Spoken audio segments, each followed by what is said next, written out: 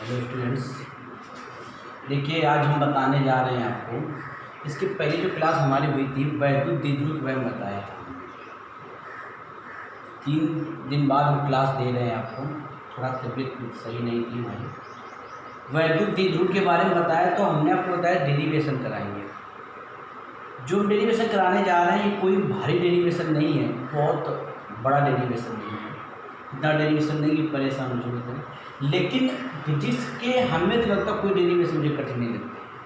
अगर आपको उसको मतलब स्टेप बाय स्टेप पढ़ें और उसको समझें कि क्या कह रहा है, उसी के अकॉर्डिंग करें तो डेरिवेशन बहुत आसानी से याद हो जाएंगे।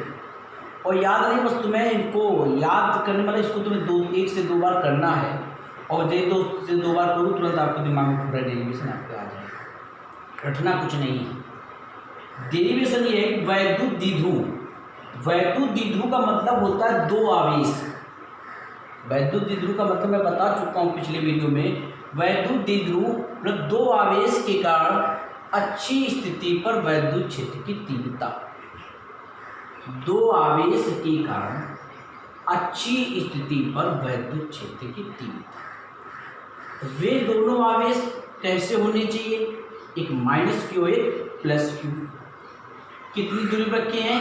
2l दूरी पर।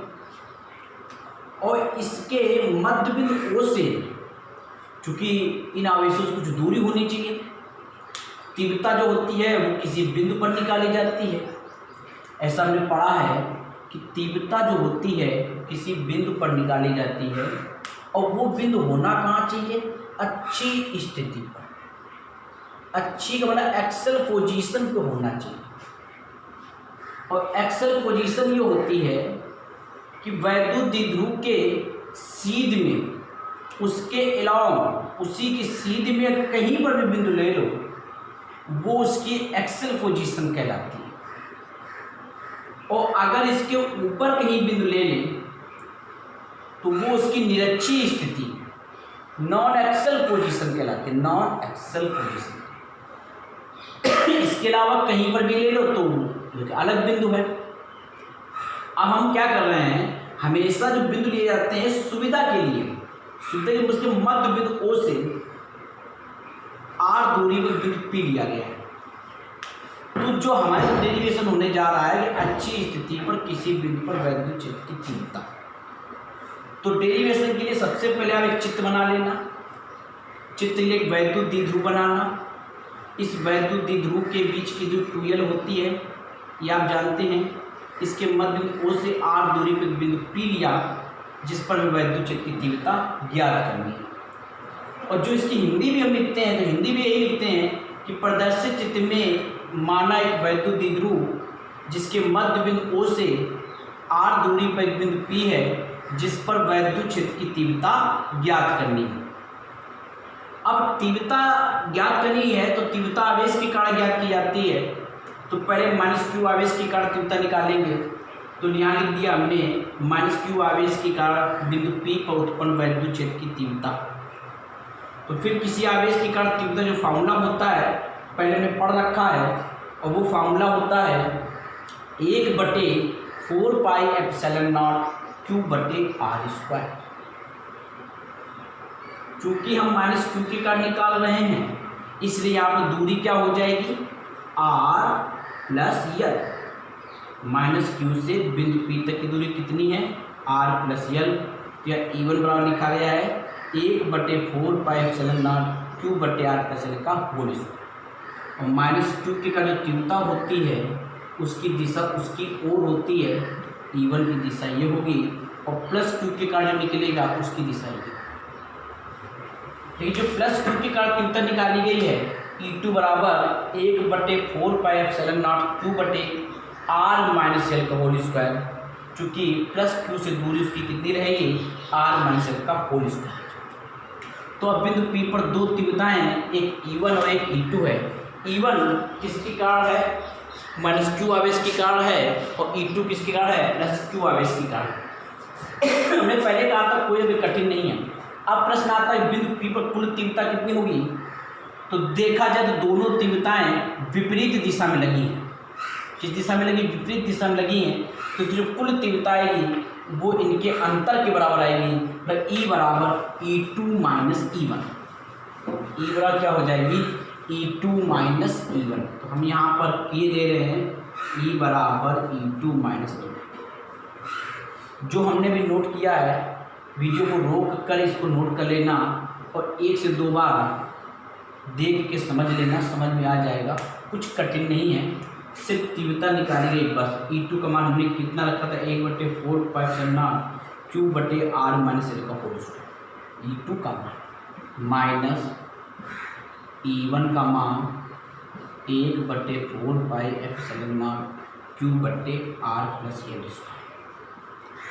कॉमन देखा जाए तो क्यू बटे 4 पाई एप्सिलॉन कॉमन निकल कर आ,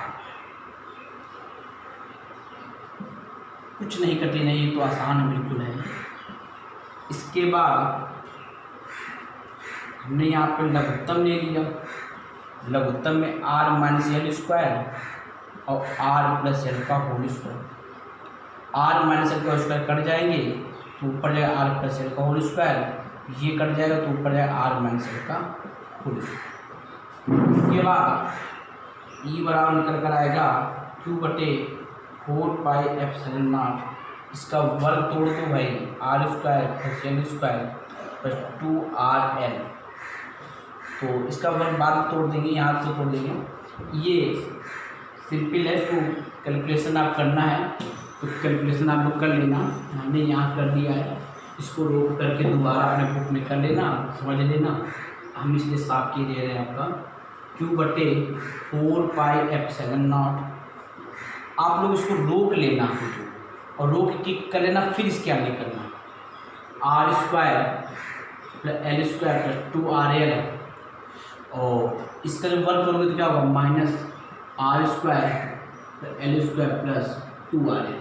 तो चिन्ह बदल जाएंगे, सब माइनस के हो जाएंगे और ये माइनस वाला क्या है, प्लस का हो जाएगा। नीचे आर स्क्वायर एल स्क्वायर का होल, ए माइनस बी ए प्लस बी, फॉर्मूला होता है ए स्क्वायर माइनस बी स्क्वायर, और पूरे का होल वर्ग लगा था तो जो हमने लगा दिया।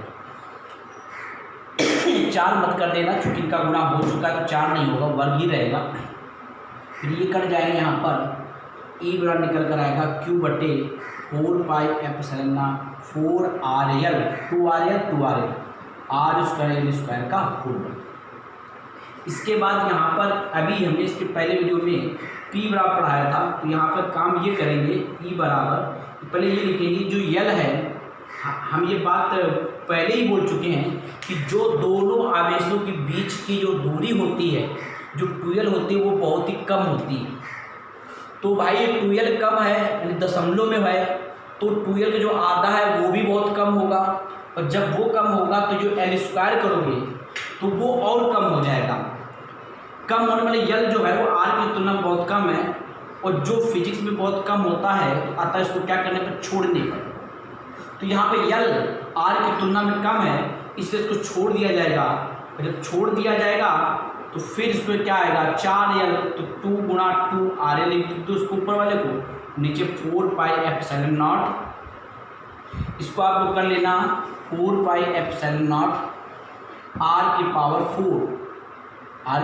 4 ई बराबर आ जाएगा। ये हमने ऐसा किया चूँकि आपको पता है Q2QL, पी बराबर सूत्र होता है 2QL, वैद्युत द्विध्रुवागुण Q2QL, तो Q इंटू 2L वो वहाँ से क्या बन जाएगा, वैद्युत द्विध्रुवागुण बन जाएगा।